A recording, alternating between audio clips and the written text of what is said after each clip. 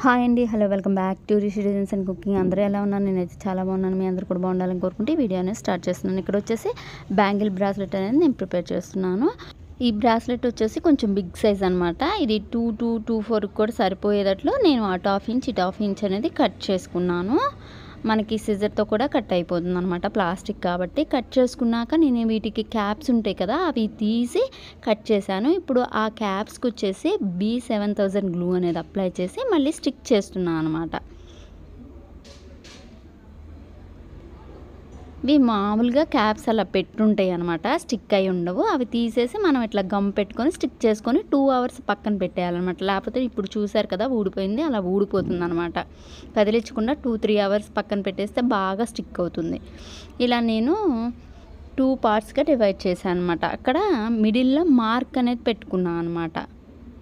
పెట్టుకొని ఇక్కడ వచ్చేసి చూసారు కదా ఇట్లా 2 పార్ట్స్ చేసి బ్యాంగిల్ అనేది ఈ మిడిల్లో వచ్చేసి నేను తిలకం షేప్ కుందన్స్ అనేది తీసుకున్నాను అనమాట. పర్పుల్ కలర్ తిలకం షేప్ కుందన్స్, చాలా స్మాల్ సైజ్ అనమాట. ఇవి వచ్చేసి తీసుకొని ఇలా గ్లూ అనేది అప్లై చేసి రౌండ్గా ఇలా స్టిక్ చేసుకోవాలన్నమాట నీట్గా.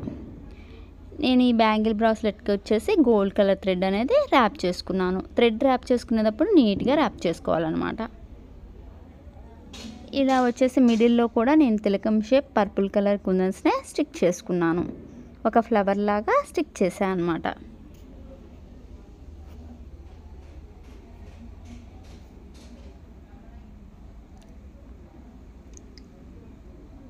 మిడిల్లో గ్లూ అనేది అప్లై చేసి స్టోన్ అనేది పెట్టుకున్నాను అనమాట. పెట్టుకొని ఇప్పుడు వచ్చేసి ఇలా నేను చూపించే విధంగా గ్లూ అనేది అప్లై చేయాలన్నమాట. అప్లై చేసి 8K I shape purple colour కుందన్స్ని నేను చూపించే విధంగా స్టిక్ చేసుకోవాలన్నమాట.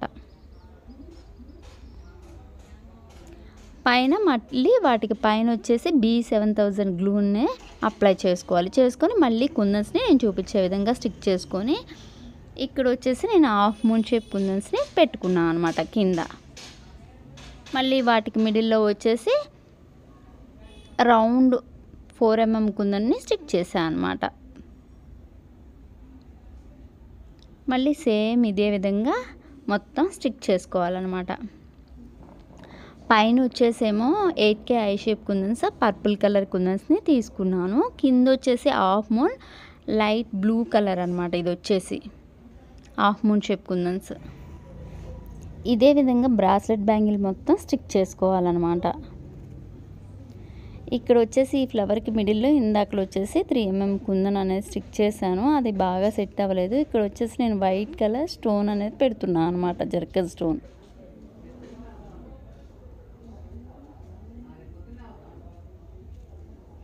చూసారు కదా, ఇటు వచ్చేసేమో ఈ సైడు ఫ్లవర్ వరకు ఈ సైడ్ ఇలా పెట్టాను అనమాట.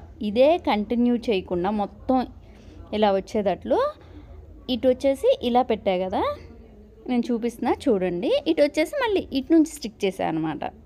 ఇలా స్ట్రైట్గా లైన్గా స్టిక్ చేయకుండా అటు నుంచి వచ్చేసి ఇలా ఈ ఫ్లవర్ కలర్ స్టిక్ చేసా, ఇటు నుంచి వచ్చేసి కూడా ఫ్లవర్ కలర్ వచ్చేటట్లు స్టిక్ చేశాను అనమాట.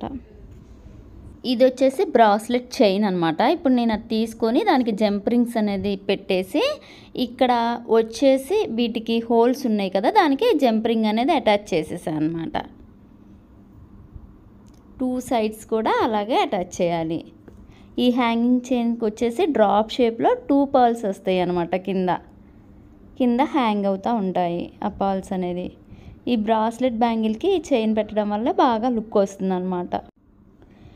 ఇలా కటర్తో గట్టిగా ప్రెస్ చేయాలన్నమాట.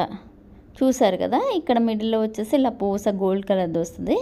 దాన్ని మనం ఏ సైజు కావాలంటే ఆ సైజు సెట్ చేసుకోవడమే అన్నమాట. ఇలా పైకి అనుకుంటే ఆ పూస టైట్గా ఉంటుందన్నమాట ఈ బ్రాస్లెట్ బ్యాంగిల్ అనేది. ఈ బ్యాంగిల్ అయితే చాలా బాగుంది. ఇలాంటి మంచి మంచి వీడియోస్ కనుక మన ఛానల్లో రావాలని మీరు కోరుకున్నట్లయితే లైక్ చేయండి, షేర్ చేయండి, సబ్స్క్రైబ్ చేయండి. సో ఈ బ్యాంగిల్ ఎలా ఉందో కామెంట్ పెట్టడం మర్చిపోకండి.